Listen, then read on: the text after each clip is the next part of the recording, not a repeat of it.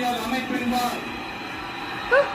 உண்மையான நம்பிக்கையும் மாறா பற்றும் கொண்டிருப்பேன் என்றும் இந்திய நாட்டின் ஒப்பில்லாத முழு முதல் ஆட்சியையும் ஒருமையையும் நிலைநிறுத்துவேன் என்றும் தமிழ்நாட்டு அரசின் முதலமைச்சராக உண்மையாகவும் உளச்சான்றின்படியும் என் கடமைகளை நிறைவேற்றுவேன் என்றும் அரசியல் அமைப்பிற்கும் சட்டத்திற்கும் இணங்க அச்சமும் ஒருதலை சார்பும் இன்றி